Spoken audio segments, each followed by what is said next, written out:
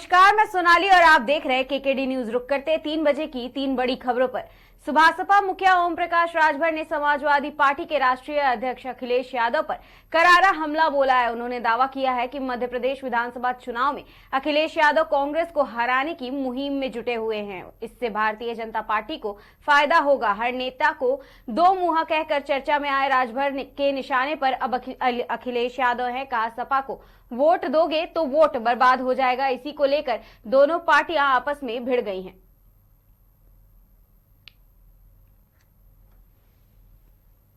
17 के चुनाव में कांग्रेस पार्टी के संबंध में समाजवादी पार्टी ने कहा ना कि इनके पास कुछ नहीं, हमारी सबसे बड़ी भूल थी जो गठबंधन की है।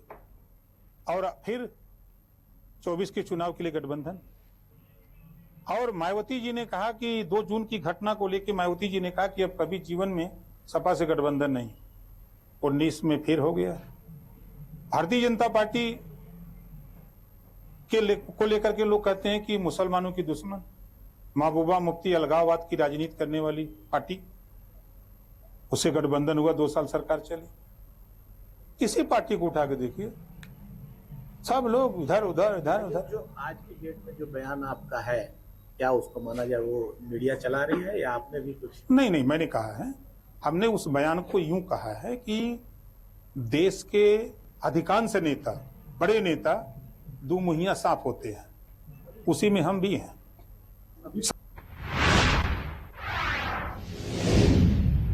राहुल गांधी ने अपने उद्बोधन के दौरान जातीय जनगणना पर विशेष जोर दिया है। उन्होंने कहा, जातीय जनगणना जरूरी है, जिससे जिस जाति की जितनी आबादी उतना उसको हक मिलेगा। सभी जातियों में गरीब लोग हैं और गरीब को हक मिलना चाहिए। साथ ही पीएम मोदी पर निशाना भी साधा है।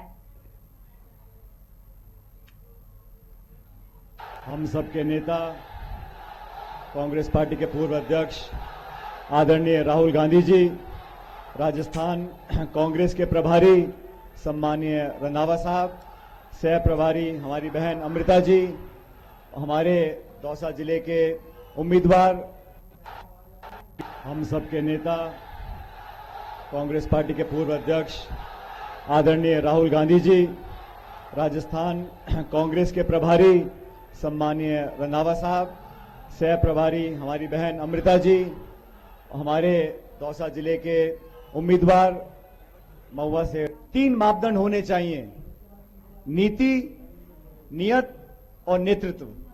और तीनों मापदंडों में कांग्रेस की नीति बेहतर, कांग्रेस की नियत बेहतर और कांग्रेस के नेता बेहतर, ये पूरा देश जानता है, पूरा प्रदेश जानता है। 10 साल से भाजपा की सरकार दिल्ली में है। इन्होंने क्या दिया? कमर तोड़ महंगाई, किसानों के खिलाफ 3 काले कानून, नोटबंदी, फौज की भर्तियों को खत्म कर अग्निवीर चालू कर दिया। किसान, नौजवान, महिला, हर व्यक्ति आज पीड़ित है, परेशान है, बदलाव चाहता है। और बदलाव अगर होगा तो कांग्रेस वो विकल्प है जो देश भर में भाजपा को हरा के 2024 में वहां सरकार बना सकती है। ये लोग भाषण देते हैं, double engine double engine double engine.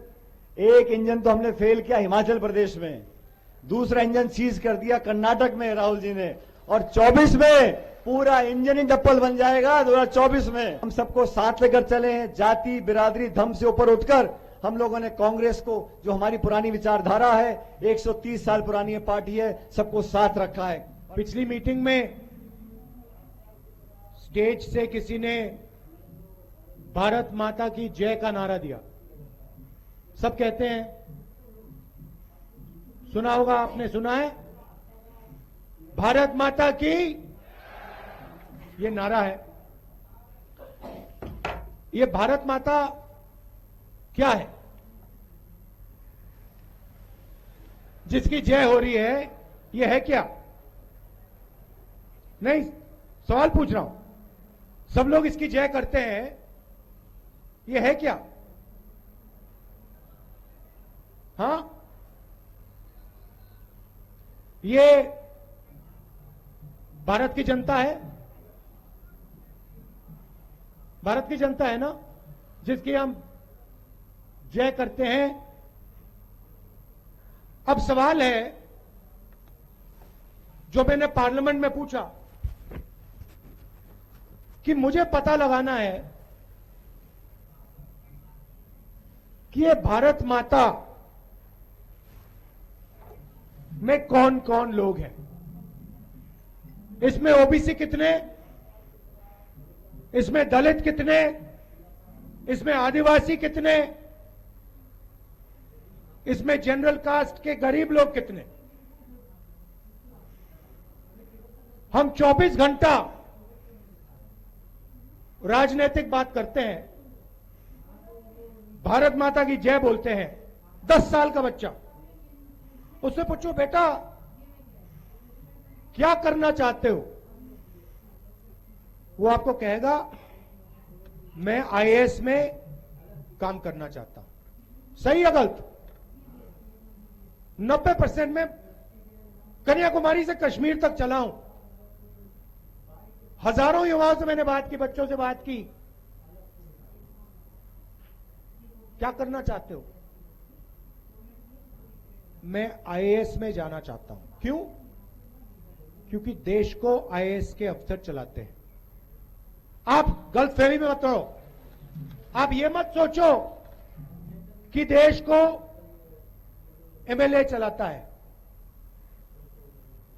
Narendra Modi की पॉलिसी में 1 रुपया पिछड़ों को नहीं जाता, 1 रुपया दलितों को नहीं जाता, 1 रुपया आदिवासी को नहीं जाता। हमारी पॉलिसी चाहे मनरेगा हो, चाहे किसान कर्जा माफी हो, चाहे भोजन का अधिकार हो, जमीन अधिग्रहण बिल हो, हमारा पैसा 50% ओबीसी कम से कम। और वो कहते हैं कि भैया हम ओबीसी की सरकार चलाते हैं। यहां आदिवासी बैठे हैं, नया शब्द लाए हैं, हम आपको आदिवासी कहते हैं, हम आपको आदिवासी कहते हैं, वो आपको वनवासी कहते हैं। शब्द में बहुत फर्क है। आदिवासी का मतलब वो लोग जो इस जमीन के पहले मालिक हैं। बहुत गहरी बात है, शब्दों के अंदर बहुत चीजें छुपी होती हैं। वो लोग जो इस जमीन के पहले और असली मालिक हैं। मतलब इस जमीन का अधिकार, जंगल का अधिकार, जल का अधिकार आदिवासियों को मिलना चाहिए। जो उनका हक है उनको वापस मिलना चाहिए। यह है आदिवासी शब्द का मतलब अगर आदिवासियों के बच्चे इंजीनियर बनना चाहते हैं, डॉक्टर बनना चाहते हैं,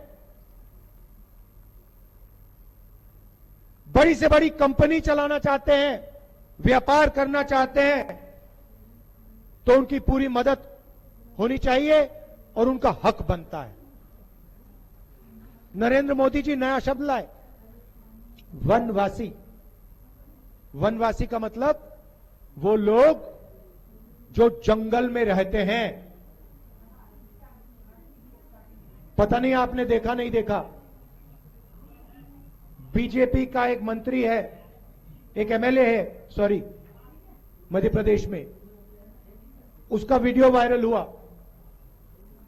आदिवासी पर वो पेशाब कर रहा है। देखा आपने? देखा है? बीजेपी का नेता आदिवासी युवा पर, जिसको वो वनवासी कहते हैं, उस पर पेशाब करता है।